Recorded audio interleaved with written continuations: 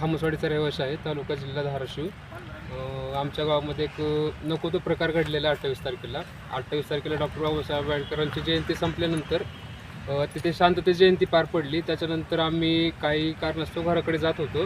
घराकडे जात असताना आमच्या गावातील काही समाजकंटकांनी एक गालबोट लावण्याचा प्रयत्न केला. घराच्या दिशेने जात असताना मी आणि माझ्या मामाचा मुलगा अमर सतीश सोनवणे जात असताना गाडीवरती त्यांनी रस्त्यात गाडी लावली होती. 3-4 पिऊन तिथे थांबलेली लोक माझी मुलं होती, तर त्यांनी आम्हाला शिवीगाळ करण्याचा प्रयत्न केला. तिथून आम्ही माफी मागून सदर आमच्या घरापर्यंत पोचलो. घरापर्यंत पोचल्यानंतर हे प्रकरण तिथंच मिटवलं होतं किंवा ते प्रकरण वाढायला नको पाहिजे होतं, म्हणून आम्ही सदर लोकांची माफी मागून घरापर्यंत पोचलो.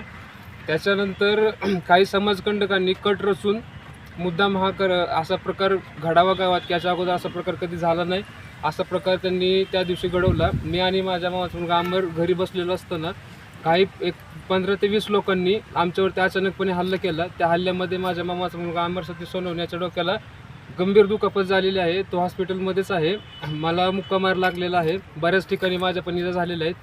ह्या गोष्टीचा निषेध आम्ही सगळ्या गावकऱ्यांनी केला. तिथून आम्ही त्याच दिवशी संध्याकाळी बेंबळी पोलीस स्टेशनसाठी निघालो व आम्ही त्यांच्या विरुद्ध FIR दाखल केला. तिथून पुढची प्रोसेस चालू झाली. त्याच्यानंतर आपल्या DYSP साहेबांनी तात्काळ या गुन्ह्याची दखल घेऊन घरी येऊन पंचनामा वगैरे केला. सदर पुढील तपास हा पोलीस प्रशासन करत आहे. तर याच्यामध्ये आम्हाला पोलीस प्रशासनाला एवढंच विनंती आहे की सदर गुन्हा हा खूप गंभीर आहे. याच्यामध्ये आमच्या गावातील मुलांना धोका आहे किंवा काही विरोधाकडून होण्याची शक्यता आहे, चान्सेस आहेत.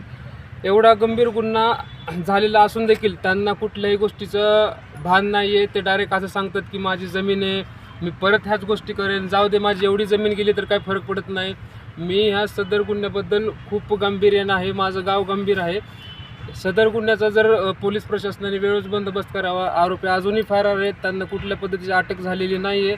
तर मला प्रशासनाला किंवा माझ्या गावाकडून, माझ्या समाजातील सगळ्या लोकांकडून एकच कळकळीची विनंती आहे पोलीस प्रशासनाला की हा गुन्हा खूप गंभीर आहे. माझ्या गावातल्या लोकांच्या दैनिक जीवनावरती परिणाम खूप जोरात होते. त्यामुळे प्रशासनाने लवकरात लवकर याची दखल घ्या, आरोपींना अटक करा आणि कठोरातली कठोर कारवाई त्या आरोपीवरती झाली पाहिजे. याच्यामुळं परत असे प्रकार माझ्याच गावात काही कुठल्याच गावात असे प्रकार घडले नाही पाहिजे, हीच मी सगळ्यांना विनंती करतो. माझ्या समाजाच्या वतीने पण मी एक सांगू इच्छितो. माझ्या समाजाला भरपूर लोक हे उपजीविकेसाठी शेळी पालन, गाय पालन किंवा जनावरे पालन करत असतात. तर याच्यामध्ये हा विषय असा ऐकण्यात आला आम्हाला की आता बघतो मी शेळ्या कुठे घेऊन जातात, माझ्या बांधाला यायचं नाही, माझ्या शेतात पाय ठेवलं तर मी पाय तोडून काढेन, अशा प्रकारचं माझ्या गावामध्ये वातावरण झालेलं आहे. सदर गुन्हा जो आहे हा पोलीस प्रशासनाने व्यवस्थित हाताळावा. याच्यावरती आमच्या गावकऱ्याकडून एकच प्रतिष्ठेची मागणी आहे की आम्ही कुठले आतापर्यंत कायद्याचं उल्लंघन केलं नाही आणि आम्हाला कायद्यात बसून आणि कायद्याच्या चौकटीत बसणारच न्याय पाहिजे आणि आरोपींना कठोरातली कठोर कारवाई झाली पाहिजे. कारण त्यांचा विषय असा आहे की आरोपीच्या प्रत्येकाच्या घरी जमीन आहे, प्रत्येकाला तोच पॉईंट ऑफ व्ह्यू आहे त्यांचा की काय होतंय, माझं एखादं एकर जाईन पण एखाद्याचा जीवच मारून मी. ह्या गोष्टी कितपत योग्य आहेत. उद्या जर माझ्या समाजातल्या मुलाला काय झालं किंवा मला काय झालं तर ह्या गोष्टी खूप गंभीर आहेत. पण अजून पण प्रशासनाने याच्यावरती कडक कारवाई व कठोर प्रशासनाने कारवाई करून लवकरात लवकर आरोपीला अटक करावी, हीच आमच्या समस्त खामसवाडीच्या जनतेकडून मागणी आहे. काय प्रकार घडला होता नेमका? प्रकार हा घडला की मी ज्यावेळेस तिथं बसलो होतो ना, मी तिथून मिटवून आलो, मी घरासमोर बसलेलो असतो. काय घडलं होतं म्हणजे काय मिटवलं नेमकं?